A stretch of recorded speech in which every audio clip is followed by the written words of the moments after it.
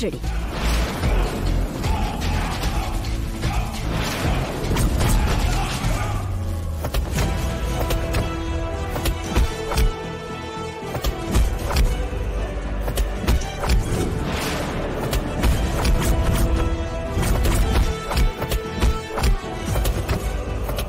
Oh my God.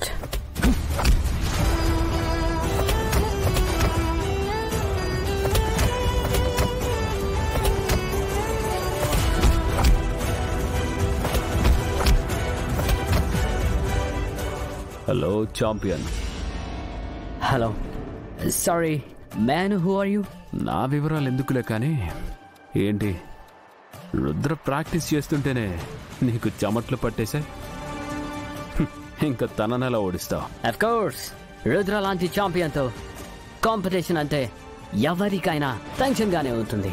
గతంలో రుద్రతో compete అయిన నా సీనియర్ ఏం చెప్పారో తెలుసా? రుద్ర పంచ్ పవర్ కి తిరుగులేదంట. ఇప్పుడు రుద్ర ప్రాక్టీస్ చేస్తుంటేనే అనిపిస్తుంది. అయితే పోటీ నుంచి తప్పుకుంటావా? No, I'm also champion. ఆ రుద్ర గొప్ప బాక్సర్ అయినంత మాత్రాన నేను వెనకడుగు వేయాల్సిన అవసరం లేదు. సెట్ చేసుకున్న డీల్ కోసమైనా రుద్రని ఓడించాలి. ఓడించడం కంటే చంపటం ఈజీ అనుకుంటా. ఆలోచించు.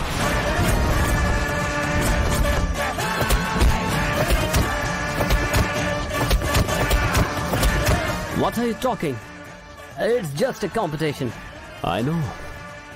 ఈ కాంపిటీషన్లో గెలిస్తే నీకు 10 లక్షలు వస్తాయి. ఒకవేళ నువ్వు ఓడిపోయినా, ఏకంగా కోమాలోకే పోయినా, చచ్చిపోయినా నీ ఫ్యామిలీ ₹1,00,00,000 వస్తాయి. ఇదేగా పారుతో నీ deal. How do you know? నాకన్నీ తెలుసు.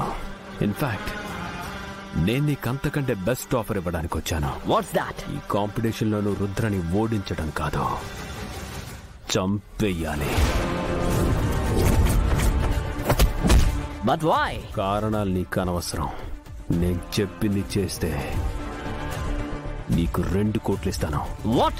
2 crores? నమ్మకం కలగటం లేదా?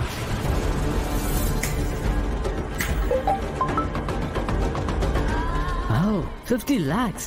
జస్ట్ అడ్వాన్స్ మాత్రమే. నేను చెప్పిన పని పూర్తి చేస్తే, ఐ మీన్ కాంపిటీషన్లో భాగంగా ఫైట్ చేస్తూ రుద్రని చంపేస్తే మిగిలిన 1.5 కోటి నీకు అందుతుంది. డీల్? Deal.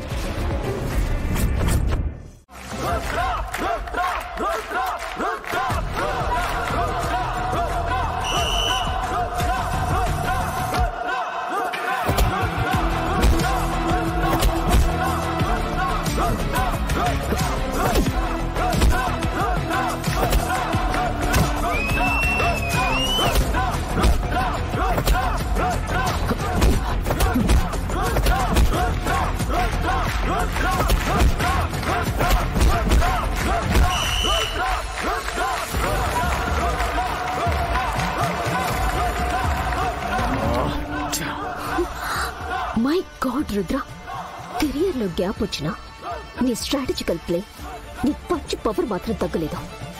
సార్, మీ పంచింగ్ కి తిరుగులేదు సార్. ఎవరికో సుక్కలు కనబడుతున్నాయి.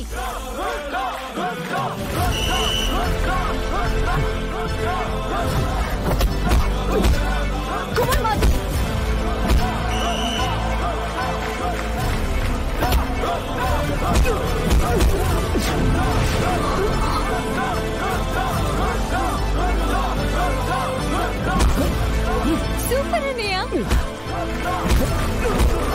Martin, come on.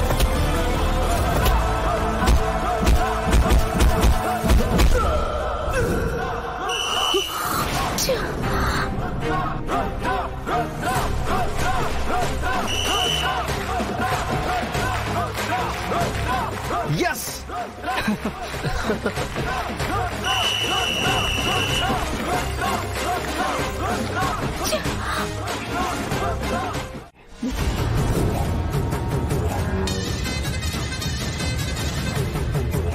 బాగా తెలివిగా ఆలోచించాలి. What do you mean?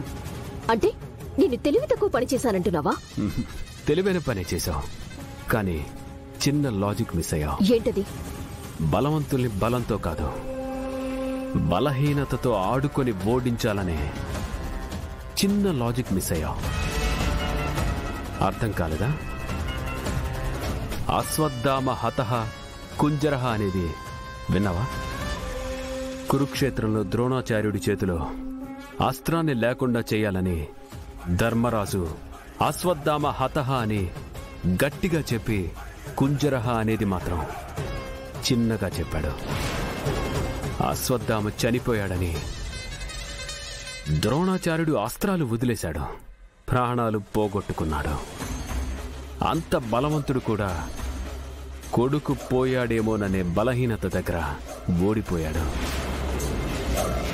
ఇప్పుడు రుద్రాని కూడా అదే బలహీనతతో అడ్డుకోవాలి, ఓడించాలి. అంటే రుద్ర లొంగిపోయే అంతటి అబద్ధం చెప్పాలి.